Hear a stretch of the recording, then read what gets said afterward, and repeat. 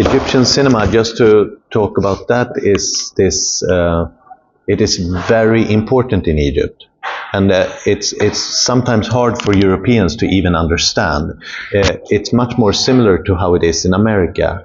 You know, when you have high literacy where people don't read, you know, cinema and television becomes very important, becomes your source of information. So it's always had this huge impact, you know. There is nothing more wonderful than to go to a cinema in Egypt and watch how people react, because people talk back to the screen, they scream at the screen, you know, and it's the same as when you're in New York in a cinema. People scream also at the screen. It's actually very similar culturally, you know, where they go like, "No, he's behind you," you know, that reaction. I love it. And I think that it's actually one of the only things I regret in this film, that I don't have a scene where people are watching George Fahmy on screen and see how the audience react to that. We only have in the end where the cinema is filled with military personnel watching the film, which is not the same. Do you miss that, not being able to be in Egypt? I miss it. Culture. I miss it enormously. Yeah. It's actually one of my biggest. I mean, I'm a very privileged person. I feel very lucky in my life. I have a strange position as an artist in that I can do exactly what I want. This film, there is no compromise in it. No compromise. How many filmmakers can say that? I mean, very few. We are very few that get to do exactly what we want. Cairo Conspiracy was 92% of my vision of what I set out to do. This one is 98% of exactly what I wanted it to be. There is very little compromise in it. And that's why I feel that, you know, if you hear me complain, please just give me a slap. They are funny to me, these people. They are funny.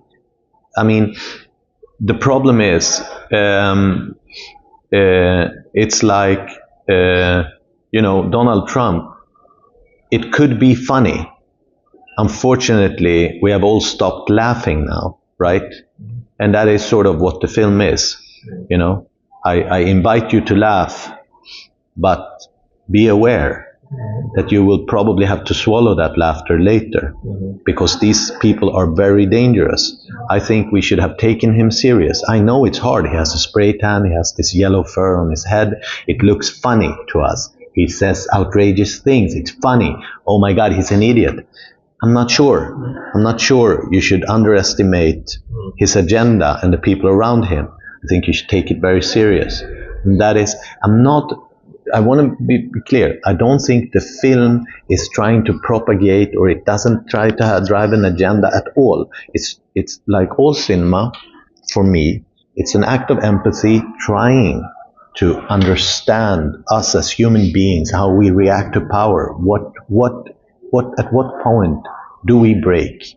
At what point do we break? Where do we sell our own values? We all have that point. Where what would make you sell your soul? Then I think that we all have to ask ourselves, we live in a time where all these characters, they take a lot of oxygen. These bigger than life celebrities that have become our leaders, you know. We have really, I think, in many ways, failed our children, because we were handed an incredible opportunity, really, to build a different world, right? But we were greedy.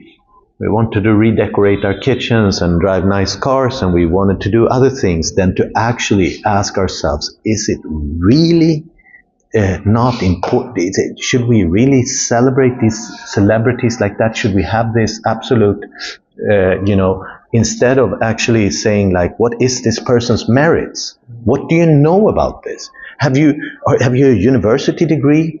Do you know economy? Here you have a reality star who has been bankrupt several times in his career, who's a compulsive liar, and is the most powerful man in the world right now. On paper, I would argue that the most powerful man in the world is Mohammed bin Salman. But that's, because he is not running for elections, and he can change the world economy with one single, decision. And he doesn't, like Xi Jinping has to ask the party, he has a committee behind him, and if he fails the country, MBS doesn't have that problem. You talked